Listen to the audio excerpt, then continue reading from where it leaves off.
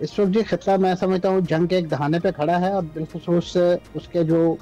जंग की तबाही के आसार तो यकीनन ईरान के अंदर आपको नुमायां दिखाई दे रहे हैं। लेकिन उसके साथ साथ जो खित्ते के अंदर इस वक्त अनरेस्ट है, और ख़ास तौर पे उसका जो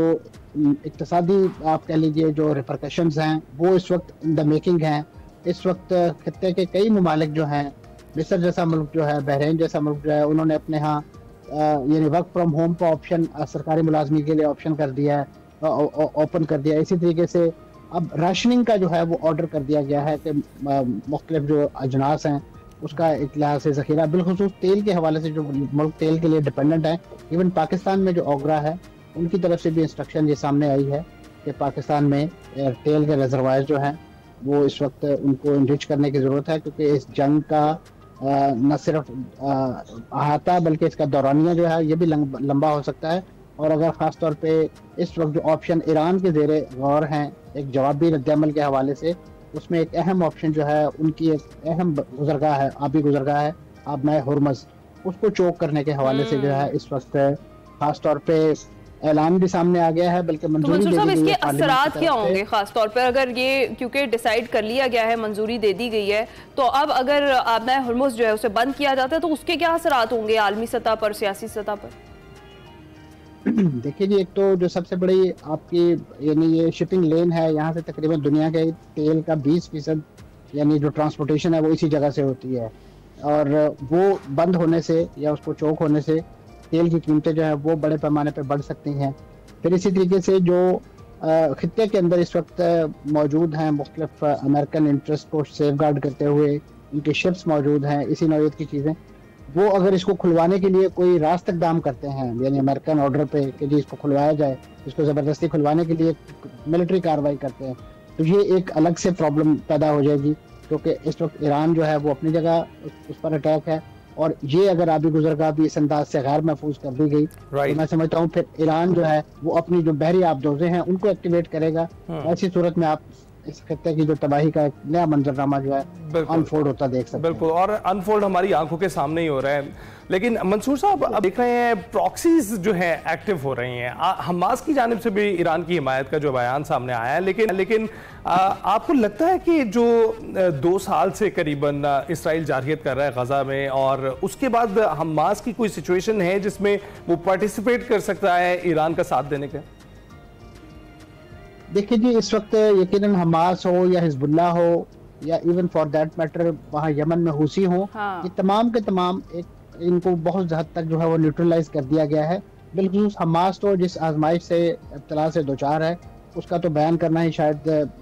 मैं समझता हूँ मुमकिन नहीं है, तो हिजबुल्लाह जो है वो भी अपने तौर पे, लेकिन इस वक्त मैं समझता हूँ जो पोटेंशियल थ्रेट मौजूद है इन्हीं प्रॉक्सीज की तरफ से, वो जो इराक के अंदर ईरान नवाज प्रॉक्सीज हैं, वहाँ पे एक जो मुक़्तदा सदर हैं वो उस चीज़ के हामी नहीं है, बाकी वहाँ ईरान यानी पूरे इस रीजन के अंदर जो है अमरीकी इक़दामात के हवाले से एक नफरत तो मौजूद है। अब अमरीका जो है वो एक सिंबल ऑफ हेट्रेड बन गया है पूरी दुनिया के अंदर, तो जरूरी नहीं है कि सिर्फ और सिर्फ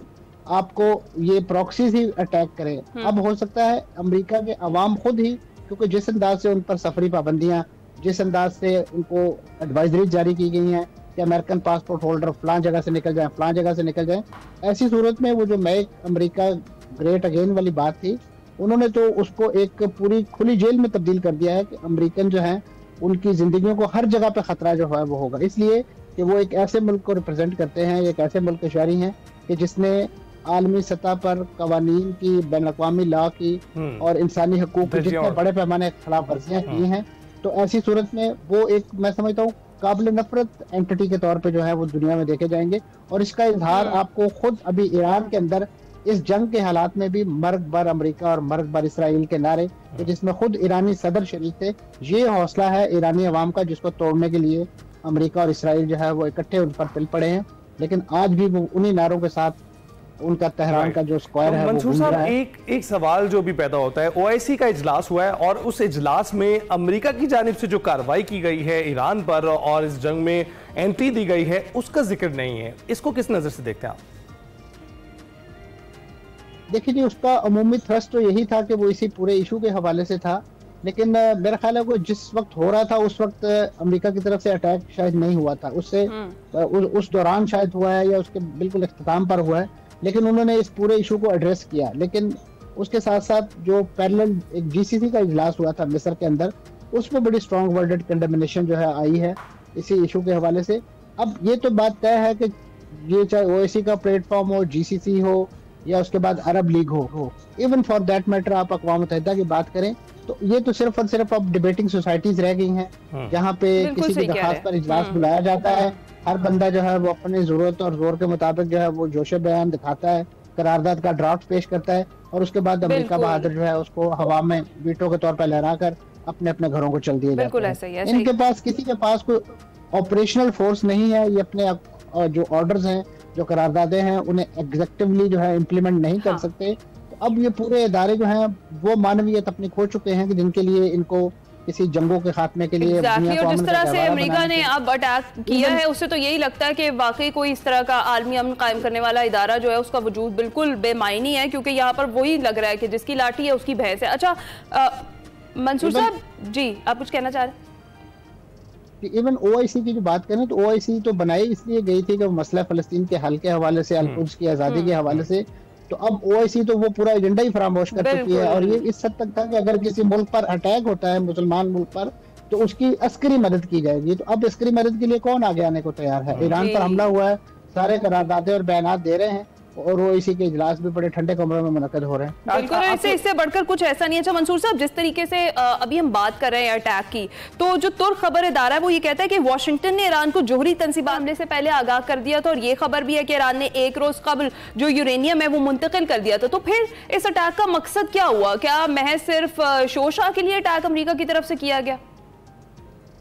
अगर ये खबर दुरुस्त है तो इसका मतलब है कि ये एक नए अटैक की तैयारी है, क्योंकि ईरान, अमेरिका और इसराइल जो है उनकी जंगी एपेटाइट जो है वो किसी तौर पे खत्म नहीं हो सकती, क्योंकि उनका तो ये बिजनेस है। और खास तौर पे अमेरिका की तो जो वॉर इंडस्ट्री है, जो उनका डिफेंस इंडस्ट्री है, उसी से ये अमेरिका को ग्रेट अगेन बनाना चाहते हैं। तो दुनिया खाक का ढेर बन जाए, लेकिन अमेरिका ग्रेट अगेन बनाने के लिए उन्होंने इसी नौइयत के मोहल्ले हथियार और इतने फख्र के साथ उसका B-2 बम्बर के जो उसके डिस्ट्रक्टिव कैपेसिटी है उसको बयान करते हैं और इस अंदाज से कि हमने ऐसे कर दिया, हमने वैसे कर दिया। एक ऐसा मुल्क जो 40 साल से आपकी पाबंदियों का सामना कर रहा है, उसके बावजूद भी वो अपनी इंडिजिनस। लेकिन मंसूर साहब, ये बात तो आप मानेंगे कि पूरे खित्ते को उन्होंने बारी बारी जो है अपने जितने भी अहदाफ थे उनको पूरा किया है और पूरे खित्ते में न्यूट्रल करते आए हैं ममालिक की अफवाज को, और अब ईरान एक आखिरी रेजिस्टेंस की अलामत रह गया था जिस पर भी उन्होंने हमला कर दिया है, और अब वो रेजिस्टेंस भी जो है किसी हद तक उनके दावे के मुताबिक खत्म हो गई है।